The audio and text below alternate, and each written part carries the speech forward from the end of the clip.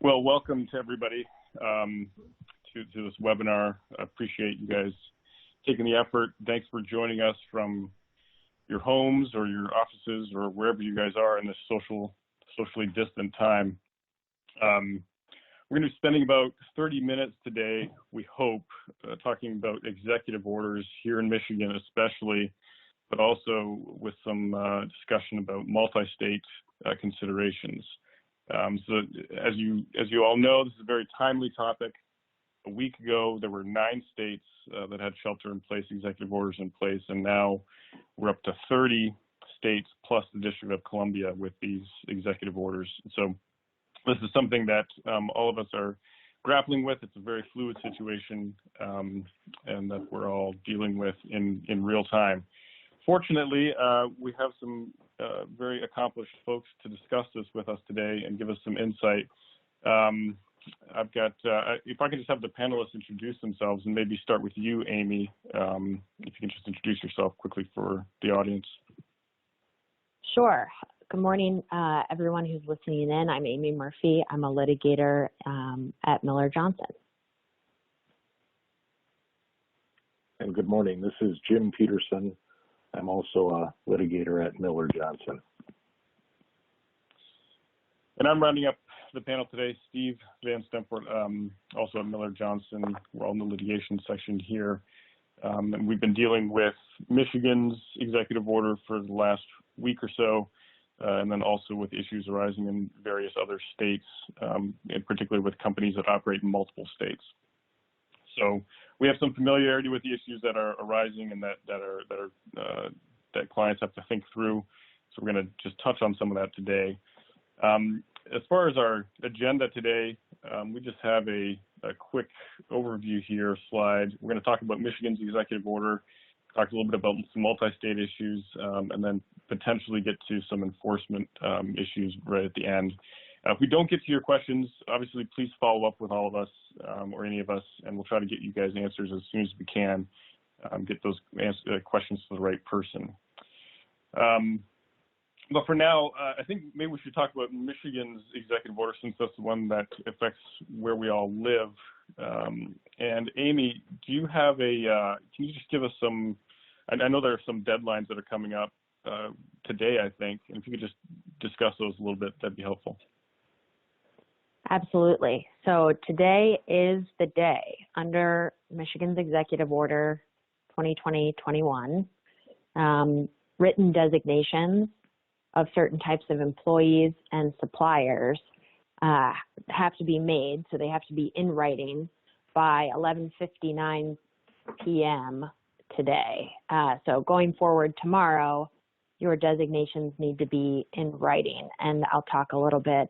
We'll get into it in a little more detail, I think, but just to headline what those designations are, they are written designations of your employees who meet the definition of critical infrastructure worker, written designations of employees who are necessary for your business to be conducting minimum basic operations like payroll, processing of transactions, IT services that allow the majority of your workers to work remotely.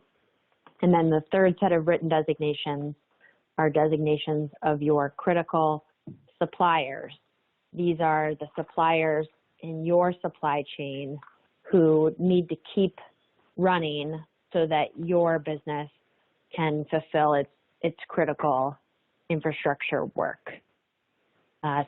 So today is the deadline, or the end of the day today is the deadline for those designations to be in writing. The executive order does permit those designations to be, in a written format in an email or posted on your public website. But we have been counseling our clients that having that designation in a letter format that your employee or your supplier can have on hand is really the way to go, just in case there is any question from law enforcement about why a supplier has their business up and running, why an employee is driving to your company's parking lot, they can pull out something in writing that explains why the business is complying with the executive order. Well, thanks, Amy. And I guess a follow-up question to that, maybe for Jim. How long? I think the Michigan executive order, the expiration is sometime in April. Do we expect that to be extended, or do we know? Well, we don't know at this point. Right now, it's scheduled to continue in place through April 13 at 11:59 p.m. However, based upon the federal guidance and some of the other states that have issued orders that are remaining in effect longer, we would not be at all surprised to see Governor Whitmer extend this order. But of course, they're going to be, in the order explicitly states that they're going to be monitoring the situation to make a determination about how long this should stay in place and whether it should be revised. So I assume that even if it's extended, there could be a change in the applicable standards for who can remain open and not. Is that right? I think that's true, right? The situation is very fluid. The state has given guidance, and it has continuously updated its FAQs on the state website as new questions arise, and I think in some cases, even as the state has kind of changed its position regarding certain questions that are being raised. Well, let's get into Even some Jim, of those. We're getting a. Go ahead. Oh, apologies for interrupting. We're getting a question from one of our listeners. Are companies or the employees of companies required by law to tell the police where they are going? Let's say they're on the road driving into the premises of their employer. Are they required to tell the police where they're going if asked? Jim or Steve, do you have thoughts on that question? Sure, that's a great question. So what I would say about that is that police are entitled to make that inquiry, right? Most law enforcement in West Michigan, at least, is not randomly stopping motorists to ask where they're going. We've heard about some instances, but if an employee is stopped on his or her way to work and asked that question, I think that the employee should answer that question and should answer that question honestly, right? And there may be a follow-up question by law enforcement, but typically what we've heard is that people who are stopped and explain where they're going, that is sufficient. The state has issued guidance that specifically states that employees are not required to carry written authorization or a written designation as a critical infrastructure worker or as someone necessary to carry out minimum basic operations. But we have provided clients with documents that they can provide to their employees, because if they are pulled over, it makes sense to simply show the officer that designation. And our templates that we've put together for clients also emphasize, if there are any questions, to follow up with a company representative. So our clients can be designating someone who's ready to answer the call or receive law enforcement at the door if there is a question. It might be prudent to talk with your employees when you do hand out these designations and explain that the designation will, in writing, describe where they are permitted to be leaving their homes during the stay-at-home order. But if there are lots of follow-up questions, an employee should feel comfortable, guiding the law enforcement officer to talk to the company representative, because our company representatives are ready to answer those trickier questions about compliance with the order. And I would say it really helps to be, over prepared for that. We've certainly had clients contact us and say, that law enforcement had showed up, and it was very helpful to just have a stack of papers that they could show law enforcement officers, and that really helps speed up the process and negate any issues. So I think our clients have been fairly well prepared in that respect. Are there any other thoughts on that, Jim and Amy, before we kind of go back to overall kind of recapping compliance under the executive order? Not for me, thank you. Well, I think we can maybe move on.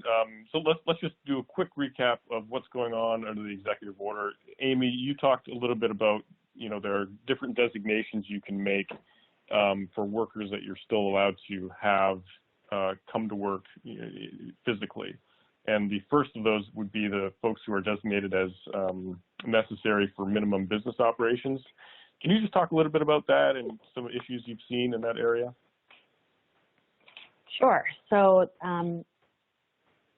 this particular designation is probably the one that is, I would say, easiest to understand at first blush.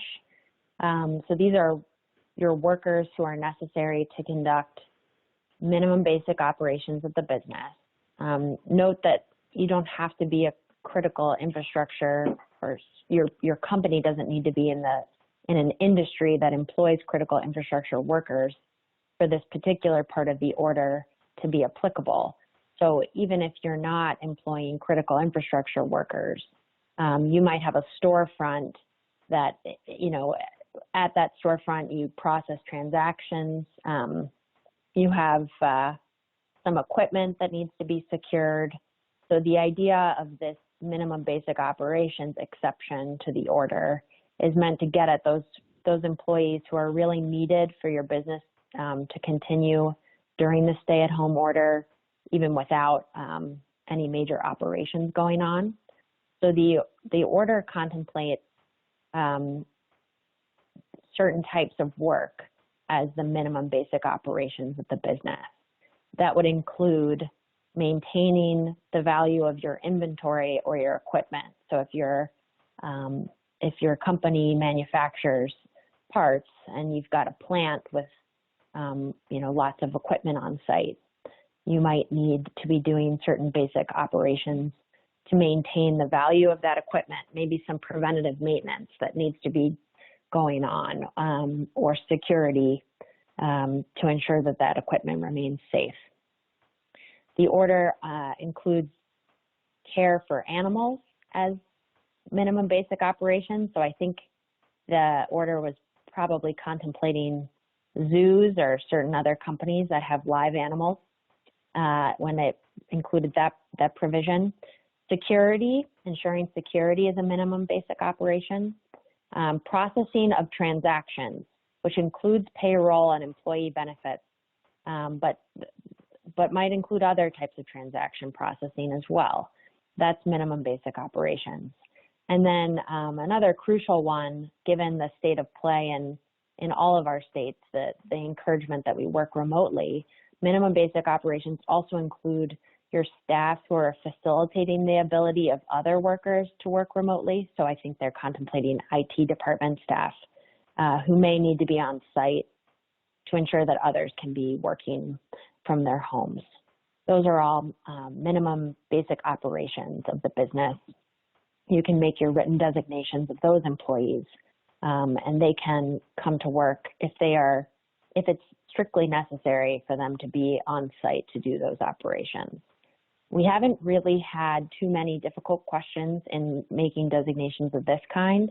I think the analysis that a client needs to undertake is, thinking through which of their staff from time to time may need to come onto the premises to take care of these basic operations and ensure the business is able to be back up and running when the executive order does expire. Thanks, Amy. And then Jim, if you want to talk a little bit about the other big category here, critical infrastructure workers. I know there are a lot of issues here, a lot of potential issues, but can you give us just a quick kind of bird's eye view of compliance and the standards in this area? Sure. Yeah, so businesses need to make a good faith determination as to whether they employ what the executive order calls critical infrastructure workers. And fortunately, the governor's executive order also incorporates the guidance from the Department of Homeland Security that was issued on March 19, 2020. And that guidance specifically identifies certain categories of workers that fall within the definition of critical infrastructure workers. And so I think clients can rely upon the federal guidance. Sometimes you may hear it referred to as Department of Homeland Security guidance or CISA guidance. CISA is an acronym for the Cybersecurity and Infrastructure Security Agency within the Department of Homeland Security. But other states have also incorporated that, and so that is helpful guidance. The governor's order specifically lists that and then lists a few others, and then actually on the government website has a link to the Department of Homeland Security guidance.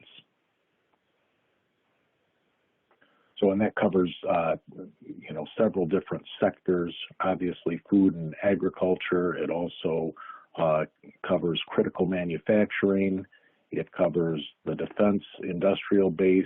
It covers health and healthcare and public health and various other sectors that the federal government has determined to be critical infrastructure. Now, I know there's been a lot of play here in terms of different entities, different companies, different individuals wondering, do I qualify as part of the critical infrastructure? Do I qualify as a critical infrastructure worker? I also know there's been some FAQs that have been posted on the governor's website and some guidance that's been on the Attorney General's website. And some of those FAQs, some of that guidance has conflicted. What's your sense in terms of best practices in terms of trying to figure out whether a particular entity or a particular individual is a critical infrastructure worker or an entity?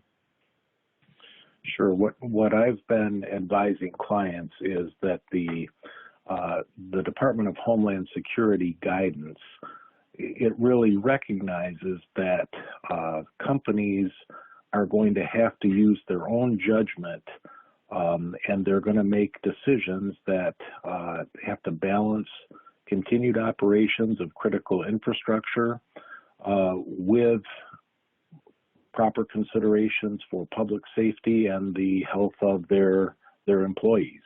And so I believe that companies that are making a good faith determination, appropriately balancing those factors, are going to be on solid ground in the event that there ever are enforcement activities initiated by the state of Michigan.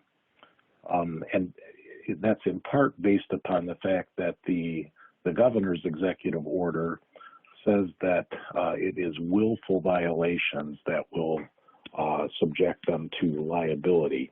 And so I think it's going to be difficult for the state to take the position that it is a willful violation if employers are exercising discretion in good faith to make determinations as to what the priorities are, because the federal government has really said if you support critical infrastructure, you have a special responsibility to continue operations. Thanks, Jim. I do want to also get to the question of designating suppliers, designating service providers. We do have some questions on that. Looks like in our Q&A coming up. But before we do that, just in terms of an entity that is designating itself or believes that its services or products fall within critical infrastructure, are there any risks to a company that has determined that yes, it is part of the critical infrastructure, but for whatever reason, it chooses not to continue operations, even though it would otherwise be allowed to do so? And I don't know if Amy or Jim, either of you have responses on that. Amy, I'll let you go. I have some thoughts, and I'll chime in if you're finished. Thanks, Jim. The most obvious one that comes to mind is your performance obligations under ongoing contracts. So, it is the case, as Jim mentioned, that the DHS's guidance instructs members of these critical infrastructure industries to be weighing the risk to the public, the risk to their employees, with, the need to continue critical infrastructure operations. But added to that analysis is what your obligations are to parties under your contracts. And that will be something that, probably requires a careful analysis of what do your contracts obligate you to be doing during this time if you are able to continue to operate consistent with the executive order. Certain defenses that we've talked about on other webinars, like force majeure clauses or impossibility defenses that excuse non-performance in certain circumstances, they may be difficult to invoke if under Michigan's executive order, you're technically able to continue to operate given your place in a critical infrastructure industry. So that's one risk that I think our clients are wrestling with. And in these circumstances, maintaining a good line of communication with the counterparties to your contracts, I think is important to be gauging, how prominent a risk that is, and whether it's worth trying to negotiate with others in your supply chain to avoid litigation. Jim, do you have any follow-up on that? Yeah, I think Amy's exactly right. Communication is the key there, right? Just to avoid a dispute down the road. I think it's critical for companies that are being designated by their customers as necessary to support critical infrastructure to have those communications and to be transparent about the decisions that they're making. And then one other thing to think about is the duty to mitigate as well, which, so given the hard issues you're facing under your contracts, you've got a duty to mitigate damages. So in addition to keeping a good line of communication with your suppliers, we would also probably advise in many cases that our clients be documenting their efforts to perform to the extent they are able, and keep those records in place in the event that a dispute does arise. Yeah, that's an excellent point, Amy. We're also advising clients to document their decision-making process as they make designations about whether they do employ critical infrastructure workers and which workers they're going to designate. I mean, it obviously they've got to have those designations in writing, but I think the deliberative process as well is important.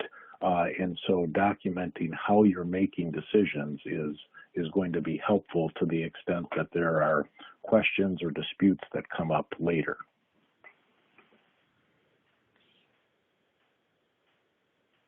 Can we? Let's move to the same sort of issues, but in the context of designating suppliers or service providers. So here, one of our questions that has arisen on our Q&A says, do companies have to designate service providers as a critical supplier? For example, building maintenance such as HVAC or trash removal companies. Thoughts on that, Amy?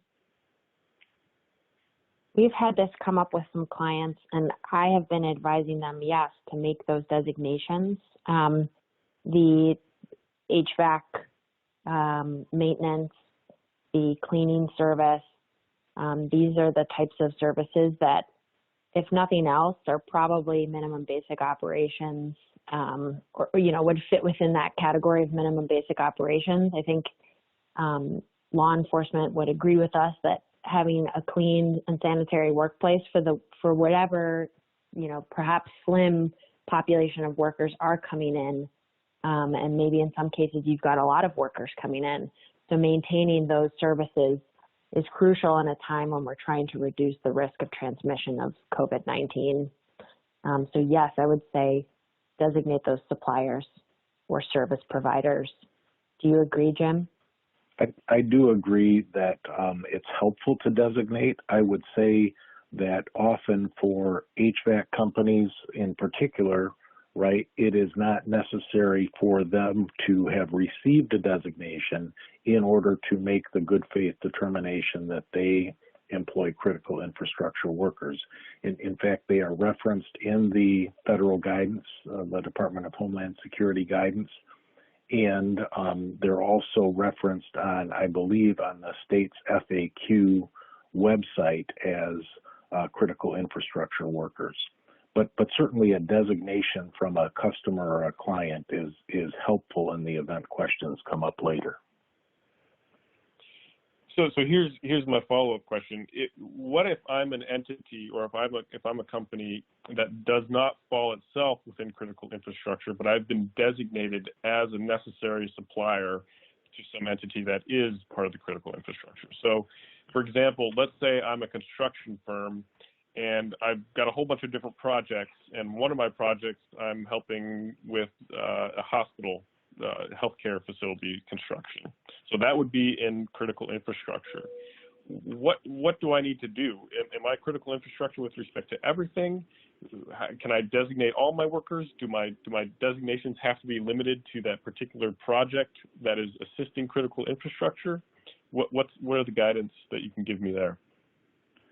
Sure. So there's a little tension between the governor's order there and particularly what other states have done in the construction industry.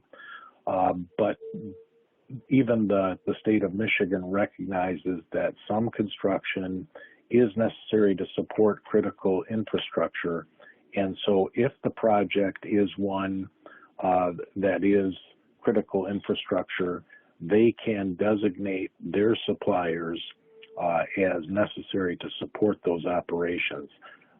I believe that companies that receive that kind of designation then just have to exercise good faith discretion to determine which of their employees are necessary to support those projects, and then they have to designate those employees as necessary. That designation, as Amy said initially, has to be made in writing no later than 11:59 tonight. So, but here's the question, right? What if someone designates a supplier as necessary to support critical infrastructure and does that on April 1?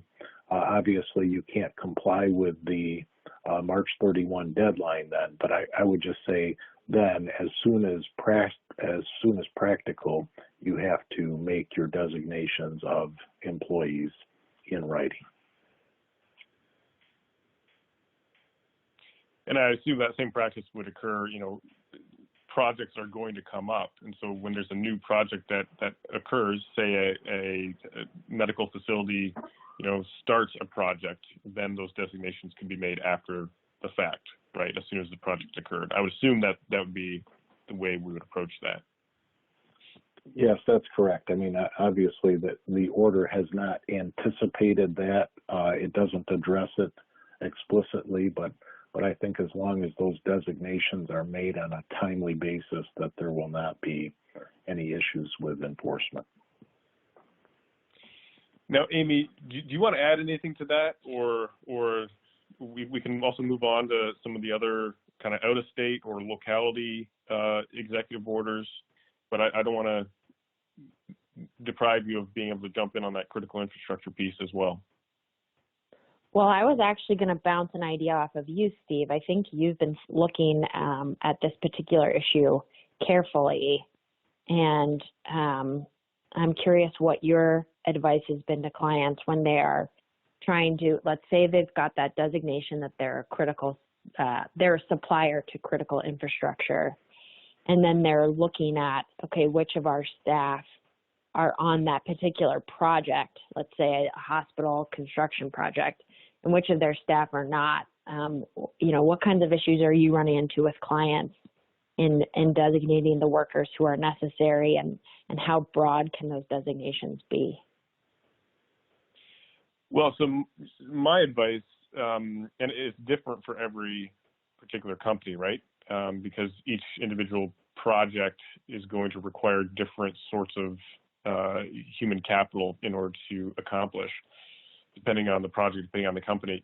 But my advice has been, the order says, you can designate those workers that are necessary for the completion of that or the support of that particular critical infrastructure entity or that project. And so my advice has been, take a careful look at who you need and who you don't need. Make a good faith determination about who you do need, who's necessary. Make sure that you include, the back office staff, and then go forward on that basis. And I think Jim's point about documenting the decision-making process is a really important one, because the more you can, sit down and say, look, we did think about this. We considered various different options and alternatives. Here's kind of our reasoning for why we're doing this, why we're designating these particular workers. That will go a long way to the extent that there's any sort of issue down the road. Yeah, I agree. And, it made me think of, I've got one client I've been working with who not only is keeping a list of the designated employees who are necessary to come on site, either to do the critical infrastructure work or to conduct minimum basic operations, but they're also keeping a list of all the employees who are working remotely or not designated by them as critical or necessary for minimum basic operations. So they're sort of showing their work in case it's ever called into question, whether they were overly broad in their designations, which I thought was a nice idea. Not required under the executive order, but one way to show you're complying in good faith. Yeah, it's an excellent idea. Yeah, I think having your ducks in a row and anticipating potential issues is always going to be helpful, especially when you have such a fluid dynamics that we have here, where the standards aren't really very clear at all. Do we want to spend a little bit of time? We are bumping up against the end of our time here, but maybe we can just really quickly, in a couple of minutes, talk a little bit about some multi-state considerations, just for those employers who do have operations in multiple states. And as I said before, I believe that there are 30 states and the District of Columbia that have executive orders in place. And I'm wondering, Amy, can you just give us just a quick overview of how to approach this? How do we approach operations, national operations with such a patchwork of potential executive orders that are potentially inconsistent? Where do you start? Yeah, happy to. Thanks, Steve. I think the DHS guidance is a helpful place to start here again, because the guidance acknowledges that there are businesses whose supply chains are distributed around the states, or who have operations, employees traveling in different states. And so there is this acknowledgement that dealing with, as Steve said, the patchwork of states is tricky. We have been dealing with, at least in a couple of circumstances, with clients who are, let's say they're in Michigan and they've made a good faith determination that in Michigan they're not critical infrastructure, but then they get designated as a supplier to a critical infrastructure, to a company employing critical infrastructure workers, or a company that thinks it's designated as an essential business under a separate state order. So in a let's say in Illinois, a company thinks we're essential and we are designating our Michigan supplier as someone who needs to keep operating. So that's a tricky issue for our client then, because they're stuck with whether they need to be performing under a contract to a company that has made a good faith determination that it is critical or essential. And then on the other hand, facing a Michigan order that suggests it may not be appropriate to be operating. I think this is one of the trickier issues that we've encountered in the past week and a day that we've been addressing the executive order for our clients who are attempting to comply. And, it's something that probably requires a more nuanced analysis than we can really give in a webinar. But I think Jim, Steve, and I have been talking a lot about this issue and tend to think that, there may be a good faith basis for continuing to operate in reliance on the designation from the out-of-state company, but that there is some risk. Steve, do you want to jump in here? Is there anything that it's such a tricky issue to address at a high level, and I think our clients would be best served by talking with us or talking with their legal teams as they address this risk. But what else could we impart to our listeners on the call this morning? Well, I think that's right, Amy, and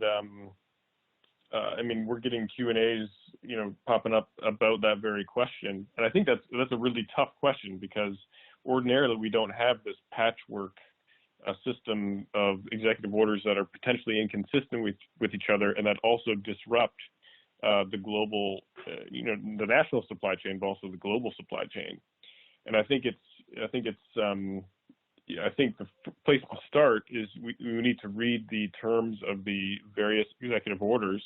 Let's say a designation is made under Illinois, under the Illinois executive order. We need to read the terms of that executive order, figure out what's permissible under that, and then determine whether that designation operates with respect to a Michigan company, to give the Michigan company a good faith basis to operate or to continue to operate and supply the Illinois company, for example.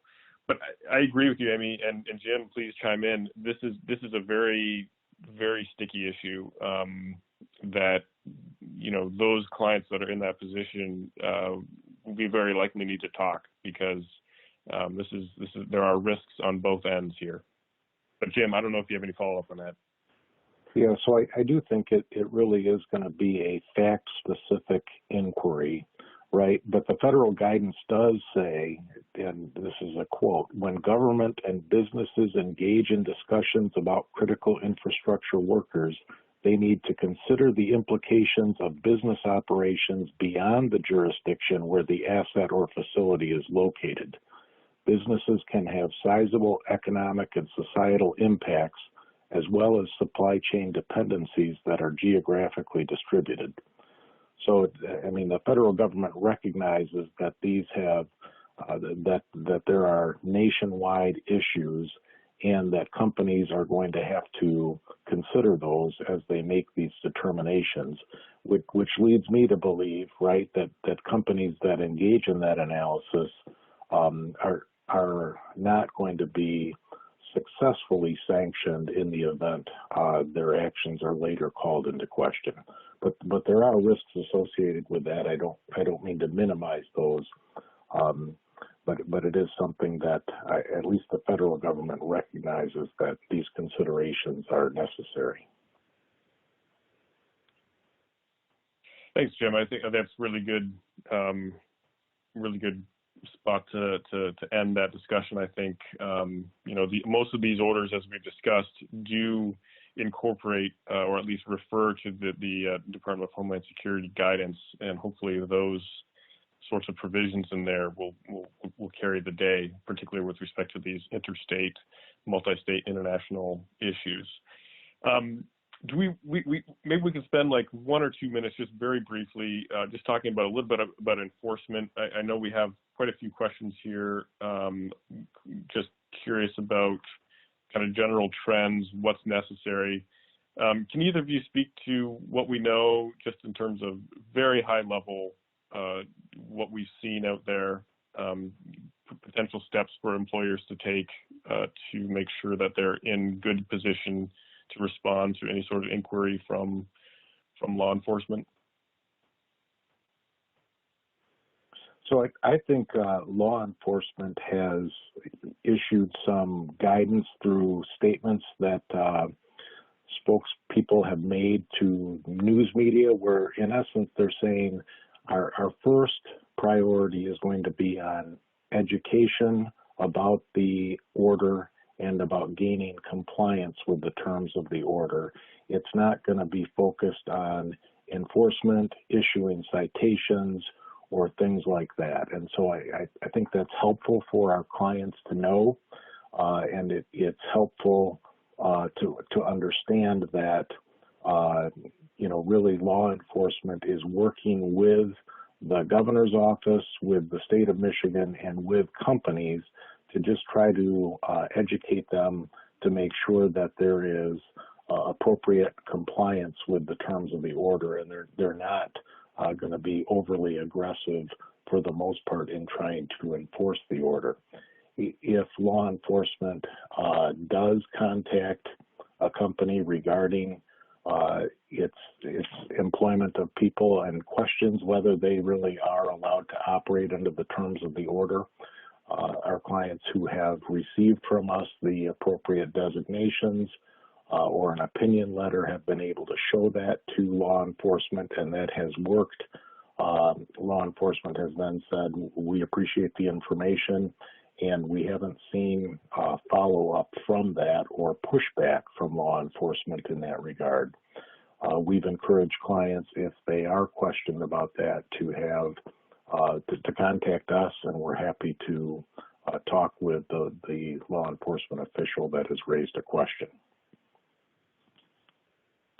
Thanks, Jim. I mean, my experience with clients has been very similar. Pretty light touch so far from law enforcement, although they have been responding every once in a while to just check up on folks. Amy, do you have any last thoughts on that? My only last thought would be, we've been emphasizing that proper documentation will help to smooth these law enforcement interactions if they occur. And those documents also show a company's efforts to comply in good faith with the executive order. But we didn't really touch on the social distancing practices and mitigation measures yet in this webinar, and I would just advise our clients to take a look at those specific provisions in the order, because it's one area where the executive order is probably most unequivocal in sort of the things they expect companies that continue to operate to be doing, and ensuring that workers and visitors are 6 feet apart, for example.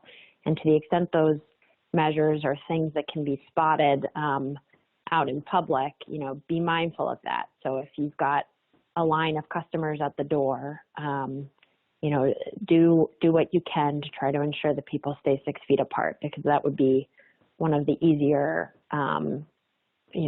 violations of the order to catch as someone is, maybe as a law enforcement officer is driving around. And those sorts of social distancing measures can also be documented. So you can be, and the order actually suggests that's what you should be doing. So adopting policies, and we'd advise our clients to put those policies on paper that show that you are taking seriously the social distancing and mitigation measures that the executive order wants our businesses to take into account. Well, thank you so much. I don't know if there's any kind of last words that either of you want to kind of make sure that they get out there.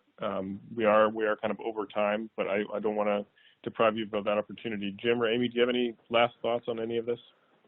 So I'm just going to say one thing, and it's going to be to emphasize the importance of communication, not only with your customers, but with your suppliers and with your employees, right? We have seen some instances where employees have complained to governmental authorities regarding the continued operation of a business.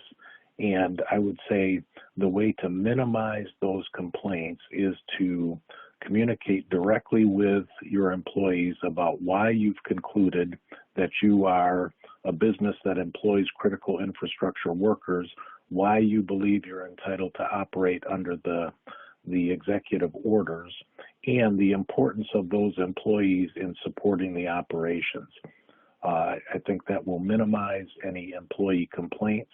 It will, to the extent that you're having those communications with customers and with suppliers, it will assist them in understanding and really agreeing with the conclusion that you've reached.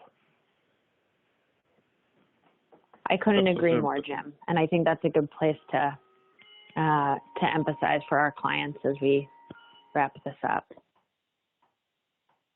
Yeah, I was going to say, I think that's exactly right. I mean, communication here really would help nip a lot of these issues in the bud, and explaining exactly kind of the rationale for why a company is taking the particular position it's taking with respect to its workers, with respect to its suppliers. That has already, certainly in my experience with clients who have had some of these issues, has smoothed over quite a few potential issues. Well, with that, I think we are out of time. And so I would just like to say thank you both to Jim and Amy for participating in this and sharing your wisdom. Very much appreciated. And thanks to everybody who joined us. If you guys have any questions about any of these issues or any other issues that are going on with respect to executive orders and the very unusual situation that we find ourselves in, please give us a call, give us an email.